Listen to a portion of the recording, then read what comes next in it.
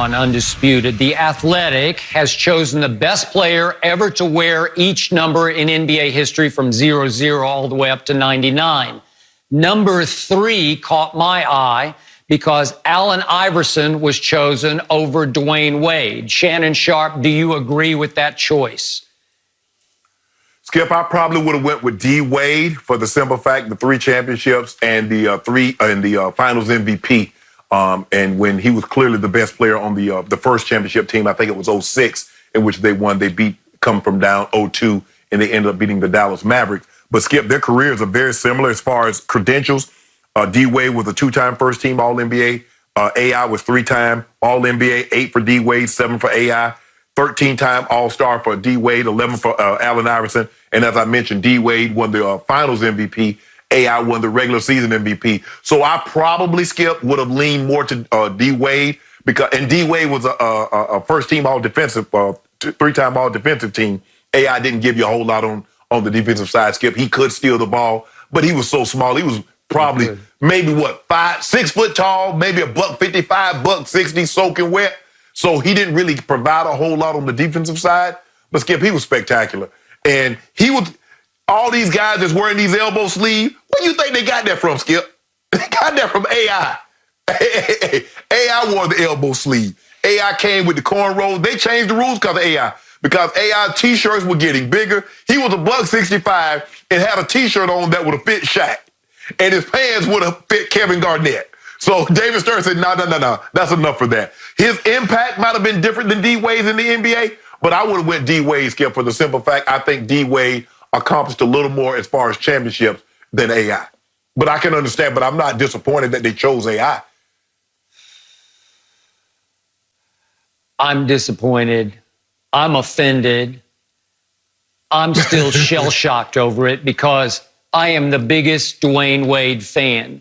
And I love to watch Allen play. AI was spectacular. He was box office. He was marquee. He was highlight show. He was the littlest man putting up the biggest numbers with eye-popping, mind-bending moves and crossovers on big guys. And again, he was must-see TV for me, but I'm sorry, he just was not a better overall, more valuable basketball player than Dwyane was. Dwyane was a leader. Dwyane was a big game player. Dwyane was a big playmaker down the stretch. There's nobody more clutch than Dwyane making big plays. And I will forever give Dwyane credit for teaching LeBron how to be a pro, how to win championships. Obviously, LeBron more gifted than Dwyane because LeBron's as gifted as anybody there ever was. But it took Dwyane helping LeBron, big brothering LeBron, for LeBron to break through against the Baby Thunder that year. And I give Dwyane credit for carrying that first team in 06 to that championship. As you point out, he was the Finals MVP. And he was 3 times all defense. I give Allen this. He could steal the ball because he led the league in steals 3 times. But it was 13 All-Stars for Dwyane Wade to 11 for AI. And just in stature, in NBA magnitude, Dwyane Wade was on this level and Allen was on some other level that wasn't up there in that sort of almost Rushmore level. And I'm sorry, Shannon, I would have just gone Dwyane Wade, slam dunk, no second thought about that. Yeah, I mean, like I said, AI was special, Skip. But like I said, I would have went D. Wade also for the simple fact, Skip. I believe he's a little more accomplished, especially with the championships. But, you know, the All-NBA, the All-Stars, they are very, very close. And so I'm going to lean, when it comes down to it, Skip, I'm always going to lean towards the guy that won the championships as opposed to the guy that didn't win the championship. Unless it's a situation like Barry Bonds. Now, if you got Barry Bonds, Skip, and you're just like, we've never seen anything like you before, that's a whole different ball game. But I would have gone with D. Wade also. Okay. Up next, we're going to talk Tiger and Phil, maybe playing another big money golf match, but with partners who play pro football, or at least one of them does, one of them did. Wait till you hear about that next year on Undisputed. Shannon Sharp and I are about to go WrestleMania over this topic because The Athletic has chosen the best players ever to wear every NBA number from 00 all the way up to 99. And guess who was chosen to represent number 23? Not LeBron James. And for that matter, LeBron wasn't even chosen to be the best player ever to wear number 6. That, of course, went to Bill Russell, the great Bill Russell. So, Shannon Sharp, or should I call you La Shannon Sharp? How big a problem do you have of Michael Jordan being chosen over LeBron James to represent the number 23? I don't care nothing about no number.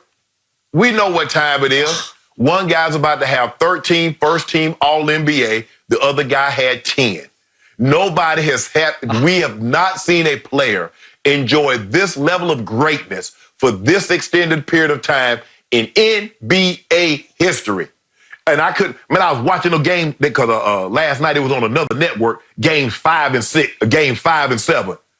I was like, he did that.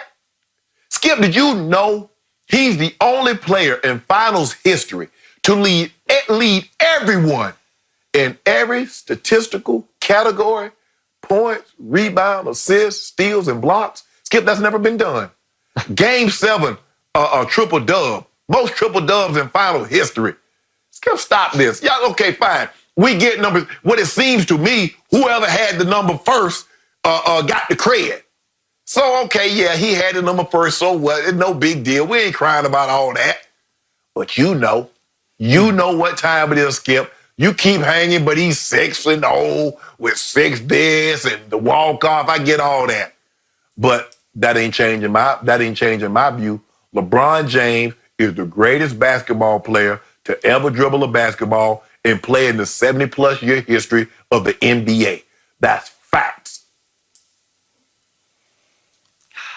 That is phony facts because, yeah, I know what time it is. It's about 11 o'clock Eastern time, and Michael Jordan is still and always will be the GOAT.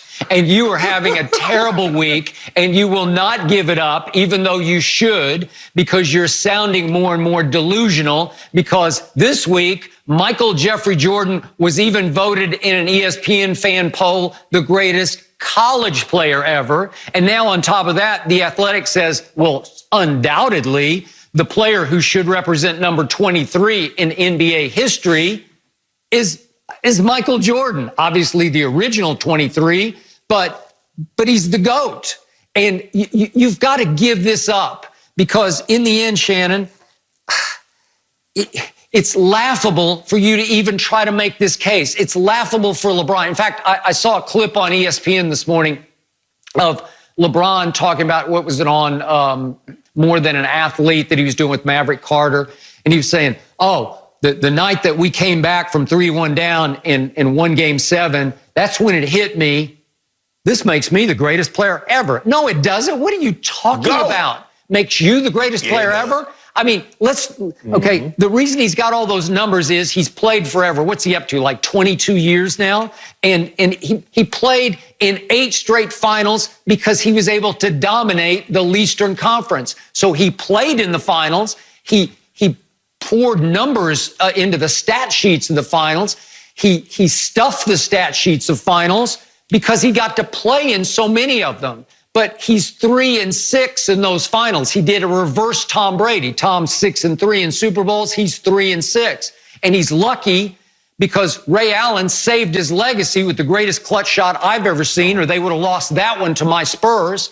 And what LeBron should be known more for are his epic failures, his meltdowns. In Boston, that last series, his first go-round in Cleveland, when the owner, Dan Snyder, even accused him of quitting against the Celtics as he just folded in games 4, 5, and 6. And then his first go-round with the Heat, first finals with the Heat. That was the all-time superstar meltdown I have ever seen. And then in 2013, game 6, he had an epic meltdown in the last 3 minutes of that game and missed, or LeBricked, I should say, the tying 3, and Ray Allen canceled it and saved him with the clutchest shot I've ever seen. And then 2014, he had an epic failure in games 3 and 4 in Miami as they blew that series to my Spurs. It was 1-1 going home to Miami.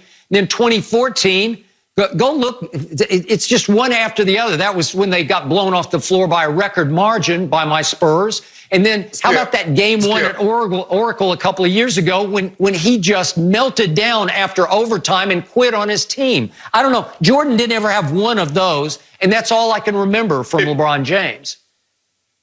Can I ask you a question? When Jordan couldn't get out the first round, what number was he wearing? He had to be wearing another number, right? Because, see, what you do is that you hold final losses against LeBron, but you never hold Michael Jordan not getting out of the first round. Now, you keep saying that he went up against historical great Big Three Celtics. Was the Warriors in 17 and 18, were they not historically great? So so you mean to tell me Tim Duncan, Tony Parker, Manu Ginobili, and Kawhi, 4 Hall of Famers, he couldn't beat them, so he's terrible. He loses when they got Rondo, they got Kevin Garnett, they got Ray Allen, they got Paul Pierce. He couldn't beat them, so he's a failure. Michael Jordan couldn't beat the Big Three Celtics. He couldn't for the longest until they started dismantling. See, people are like, well, they went over the hill. When you keep going, making these deep playoff runs like the Pistons did, year after year, eventually, yeah, you're going to track them down. That's what happened to Golden State. 5 straight finals.